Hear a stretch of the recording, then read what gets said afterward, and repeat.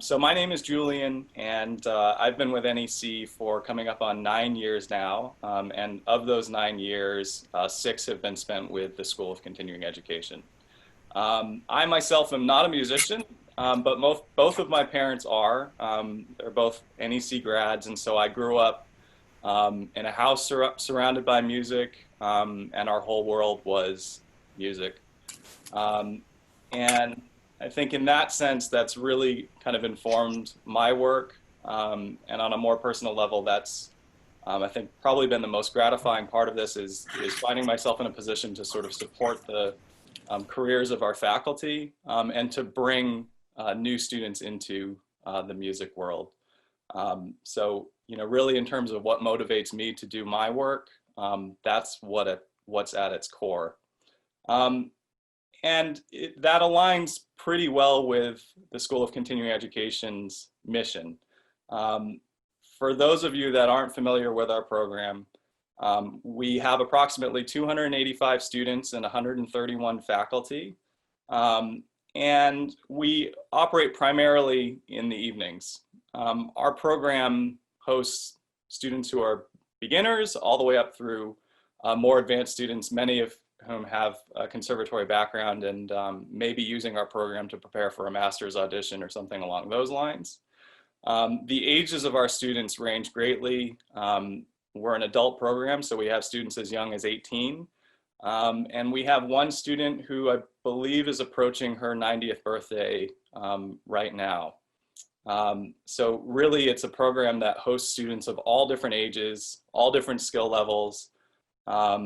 And within that, it sort of facilitates support for many different applications of music in these individuals' lives. So really at the core of our program, flexibility and individualized attention is really our core value and is what allows us to be successful. So in terms of how we fit into sort of the college package, under normal circumstances, like I mentioned, we operate in the evening. So typically most college activities will wrap up around 5 o'clock. And then that's when we, under normal circumstances, would begin our offerings on campus. And so, of those 285 students, many of them are simply taking private lessons with one-on-one with an instructor. But we also offer approximately 22 group classes per semester. We have 4 sections of theory, which mirror the college's theory program: music history, music technology. And we'll also have about 20 to 30 ensembles per semester as well. About half of those are in our jazz program. So those would be small jazz bands. And then the other half would be in our chamber department as well. In terms of, I think, the perception of our program and our students' expectations coming in, again, we have a pretty wide range of students coming in with different backgrounds. And for some of our more advanced students, of course, they're very familiar with the NEC name and the NEC brand. I think NEC's sort of reputation of excellence really does help us in that regard for those students. Something that is kind of interesting, though, is for some students who may not be quite so advanced, many are a bit intimidated by NEC's reputation. And so we are in a position to really let them know that we're here to support them and support their growth throughout. And that we have the resources of NEC to provide as they reach a more advanced level, but that we're not exclusive in that regard. And so for our faculty, I do think that is a sort of a unique challenge and a unique opportunity to our program, that we have, of course, highly talented faculty who are also willing to and happy to work with students who maybe are just getting started. As students progress through the program, we can continue to tailor the level of instruction that they're receiving to their progress. And something that I've been working on more in the past couple of years has been cross-registration agreements with the college. So we do have the ability in limited capacity to actually enroll some of our students in college classes if it's appropriate, space permitting. in terms of where we currently are, of course, a lot of what I've been describing is kind of related to the program during normal times, which this is anything but. This spring, when we moved online, this is an example where, in many cases, the School of Continuing Education operates in parallel with and in conjunction with the college. But in some cases, we operate quite independently. So in the case of moving online, we actually had started teaching classes online about 5 years ago.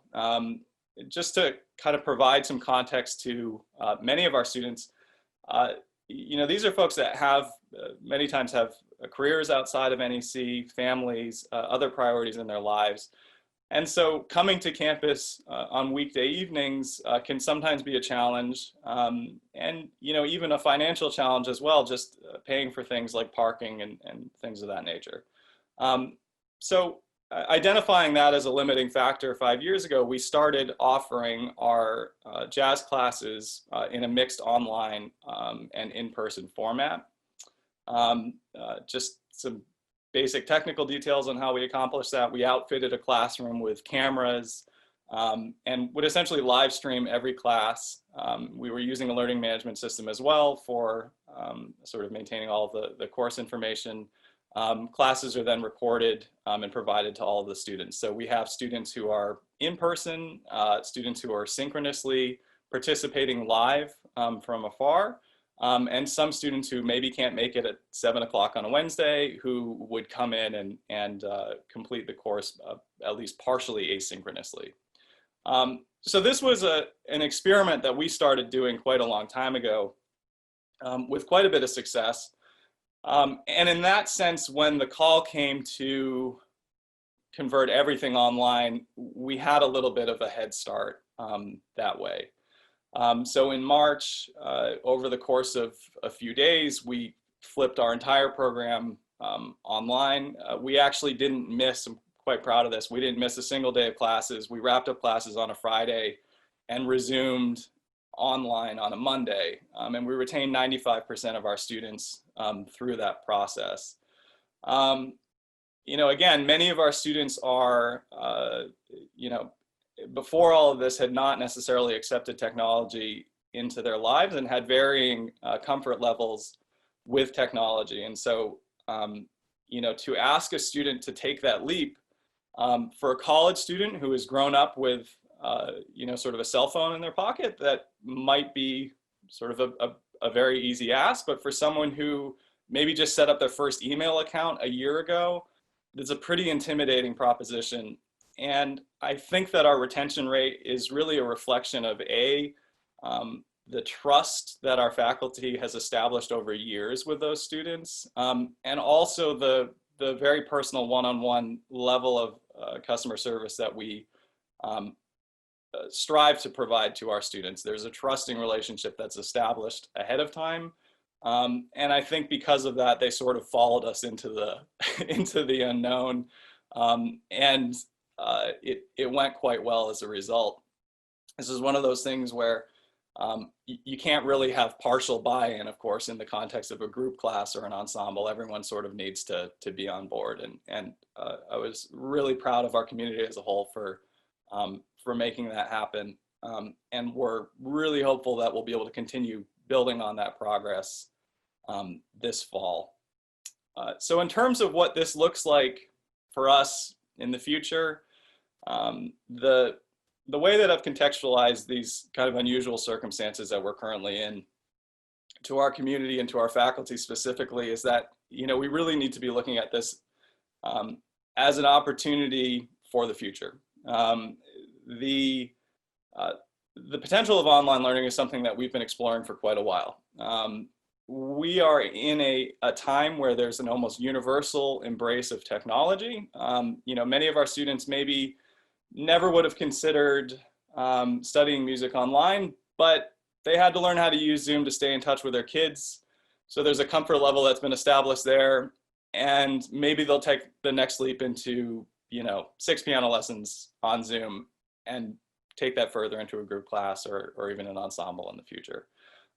So with that in mind, we're treating this period of time as an opportunity to learn and develop the resources and the technology that we're using, to adapt our teaching methods to the online platform, and long-term, to continue offering much of our content online and developing new content and new certificates that will be fully online, with the goal of bringing students in from all across the country and outside of the Boston area.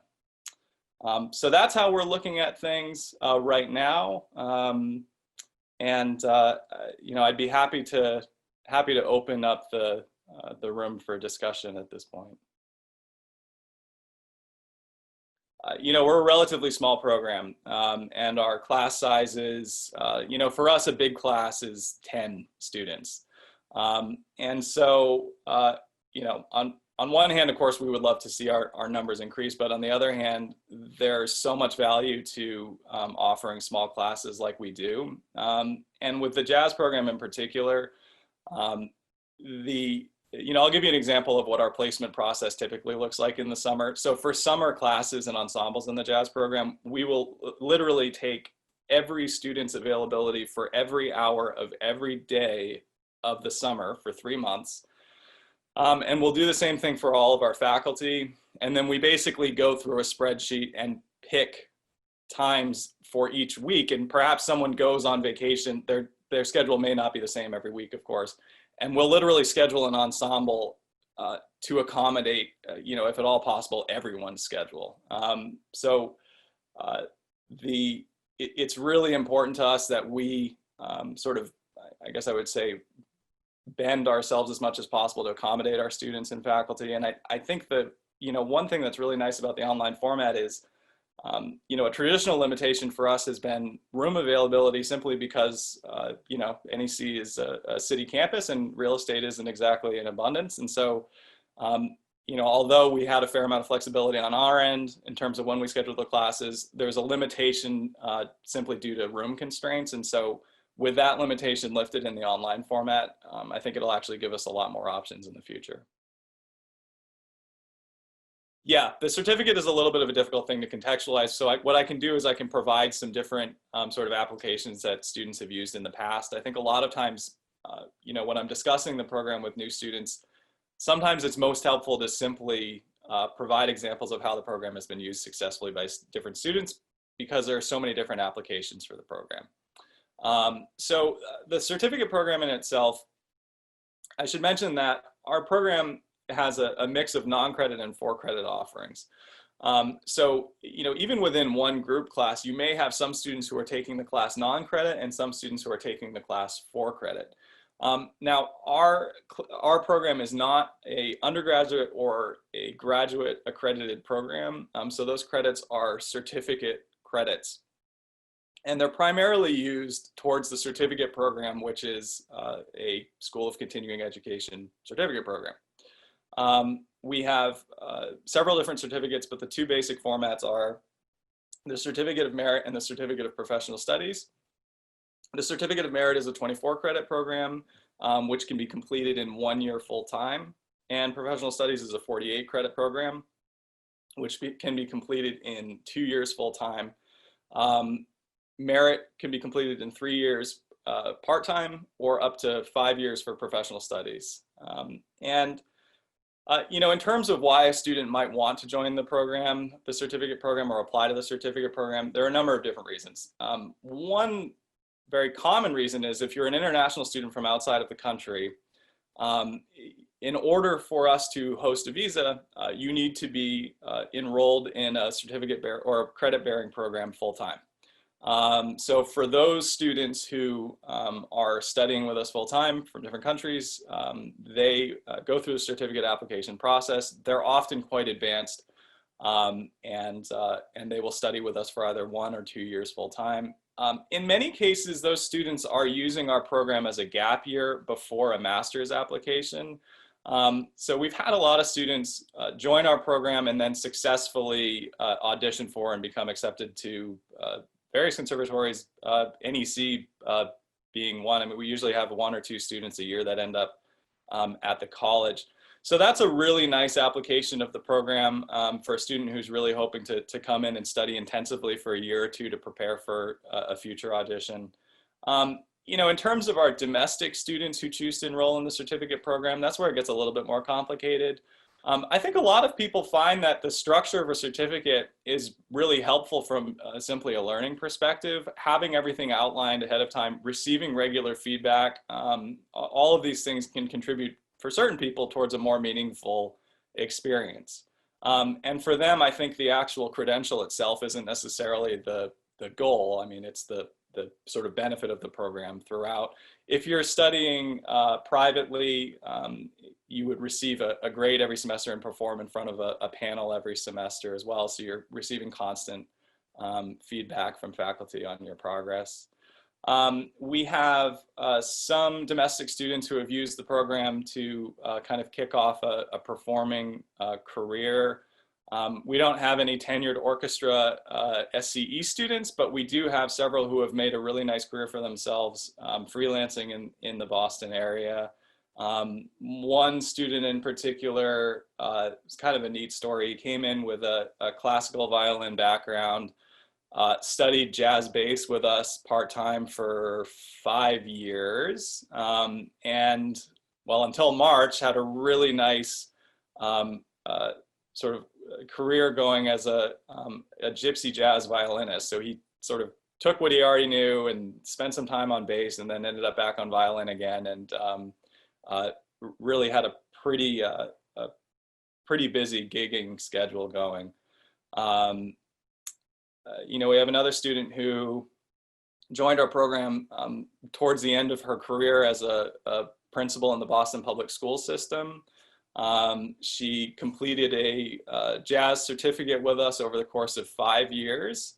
And as she sort of wrapped up her career in Boston public schools, started sort of performing in the evenings with some of the students from our program and got some real world experience doing that. And is working on building a community music program in Dorchester for sort of underserved children in that area. We have another student who entered our program she came in through an opera program, ended up taking private classical voice lessons, moved over to the jazz program, wrote an opera for herself, and then started, basically she kind of took everything that she was already interested in, sort of studied in jazz, classical, and in opera, and then brought all of that together, and then hired her own stage crew, actually brought some of our faculty in, and then put together a pretty huge performance on her own time as well.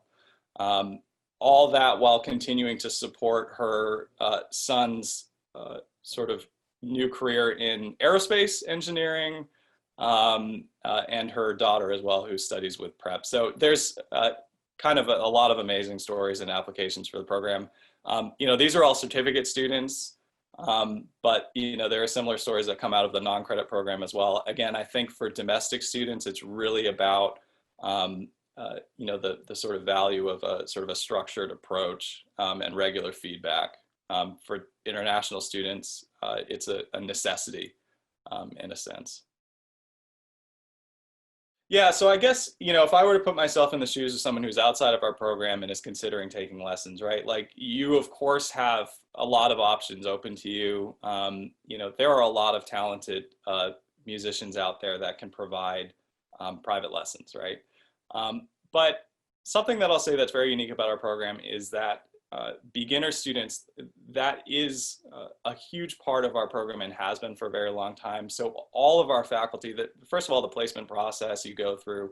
So the first step is to introduce you to a department chair relevant to your instrument, right? And so you'll have a meeting, and if you're at a level where you feel like you can play and provide an example of where you currently are, that's really helpful as well. And based off of that, that department chair would introduce you to an instructor that he or she thinks is really a good fit for your current level, probably most importantly, your individual goals as a musician, and even kind of a recommendation based on personality as well. So, we have the ability to draw on a large number of faculty to really pair our students with the correct instructor. And the other benefit of that is if we happen to get it wrong, and you find that at the end of the semester you want to try a different instructor, we can facilitate that as well. It's not I don't view it as sort of like a personal affront against an individual faculty member if it doesn't work out. We have a whole department of faculty to really find the person that's the best fit for you. As you progress, the benefit of being in a program like this is that you can start to apply what you're learning in lots of different ways. And so if you want to participate in a small ensemble, you can do that. If you want to participate in a group class, you can do that. And if you want to kind of contextualize your work with some sort of classes in theory or composition or history, we have all of that available as well. So, starting out, I would say that the big benefit is the placement process, finding the right faculty, and knowing that our faculty have a lot of experience teaching beginners. And then as you advance, you have resources available to continue to support your growth all the way up through the certificate program if you choose to go that far with it. Honestly, I think most of our students they'll join our program. Like many times we have students that'll complete a certificate program over, say, 5 years. And so in that sense, they've reached the end of that program. They receive the credential, they complete their certificate recital, but then they'll continue to remain in our program for years, in some cases over a decade.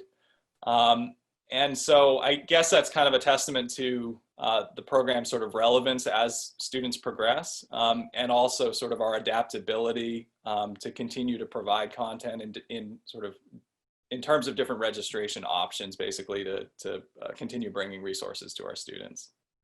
In terms of sort of minimum enrollment expectations, it depends on the individual studio. It really has more to do with our faculty's sort of flexibility in terms of schedule. And then a little piece of it is, we have the ability to we could register you for one 30-minute lesson, for instance, but that really wouldn't be a benefit to you. And so, in terms of sort of level of commitment expected, really we just want to make sure that we get you started with enough time where you can really expect to see a result and hopefully develop sort of a beneficial relationship with your instructor. But there's no expectation or contract to sort of stay with the program for 5 years or something like that. A lot of our students, again, have priorities, financial priorities and time priorities outside of SCE. And that's something that we really, I don't see that as a limitation. We honestly embrace that. I think that having students with experience from outside of the program is really beneficial to our program and to the other students as they find creative ways of applying what they're learning within their family life or even among professional connections and things like that. Like that really adds value to our program.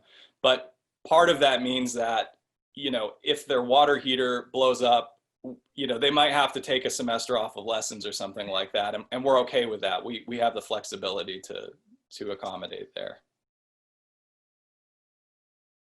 So essentially what we like to do is open up at least one recital to all students within the program once per semester. And so naturally you end up with students of different skill levels, of course, or at different parts of their progression on different instruments. But what everyone has in common, which is really wonderful, is just sort of, everyone is taking a chance by doing this, right? Like the majority of our students don't have a performing background. And it's a pretty scary proposition, right? I don't have a performance background, and just watching someone do it gives me a little bit of anxiety. So, so it's a really wonderful thing when you have a large group of people who are all in the same boat together and are all taking a chance, but in a space that is truly supportive. So I do think that in general, working towards a performance, and then the performance itself is just a really, reflects really positively on our community and the values of our program. So of course, in moving online, that has been one of the greatest challenges and frankly sacrifices that we've sort of had to make this past year. We are experimenting. I think there's a lot of benefit to live performance, even if it's over Zoom. In some departments, we've experimented with pre-recorded sort of submissions and then a compilation of all that into a video. And then the group can come together live on Zoom and then review the footage together, almost as if they're sitting in an audience.